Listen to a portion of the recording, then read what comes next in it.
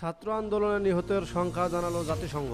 বাংলাদেশের সাম্প্রতিক ছাত্র আন্দোলন, সরকারের ভূমিকা ও আন্দোলনে দমন প্রচেষ্টায় আইন শৃঙ্খলা রক্ষাকারী বাহিনীর নৃশংসতা নিয়ে রিপোর্ট প্রকাশ করেছে জাতিসংঘ মানবাধিকার হাই কমিশন। শুক্রবার প্রকাশিত প্রতিবেদনের সাম্প্রতিক ছাত্র বিক্ষোভের সময় ঘটা গুরুতর মানবাধিকার লঙ্ঘনের একটি ওভারভিউ তুলে ধরেছে সংস্থাটি বলছে, প্রাথমিক তদন্ত অনুযায়ী নিরাপত্তা বাহিনী পরিস্থিতি নিয়ন্ত্রণের অতিরিক্ত শক্তি ব্যবহার করেছে।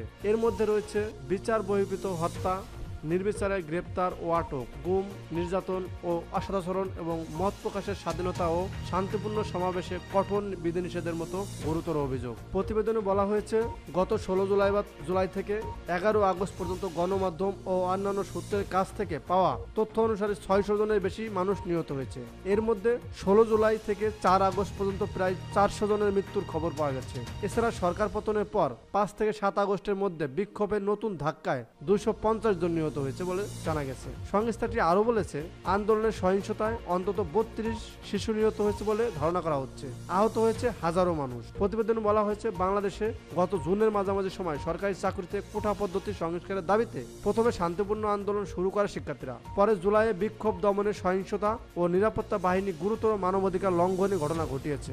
মানবাধিকার বিষয়ক হাই কমিশনার কার্যালয়ের করা এ প্রতিবেদনটিতে বাংলাদেশের সম্প্রতি ঘটে যাওয়া মানবাধিকার লঙ্ঘন এবং এ বিষয়ে উদ্বেগের প্রাথমিক পর্যালোচনা তুলে ধরা হয়েছে।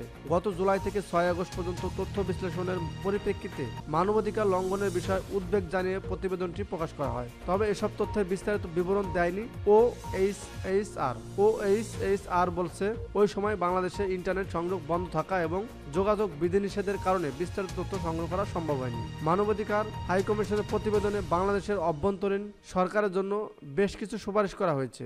বলা হয়েছে, আন্তর্জাতিক মানবাধিকার চুক্তির সঙ্গে সামঞ্জস্য রেখে মানবাধিকার লঙ্ঘনের জন্য দায়ীদের জবাবদিহি নিশ্চিত করতে এবং ভুক্তভোগীদের প্রয়োজনীয় সহায়তা নিশ্চিতের জন্য এ সুপারিশ। আন্তর্জাতিক সম্প্রদায়ের কাছেও এসব সুপারিশ করা হবে বলে জানায় OHCHR বলছে, মানবাধিকার নীতির সঙ্গে সামঞ্জস্যপূর্ণ, গণতান্ত্রিক, শান্তিপূর্ণ এবং অন্তর্ভুক্তিমূলক পরিবর্তন মাথায় রেখে এ সুপারিশ করা হয়েছে।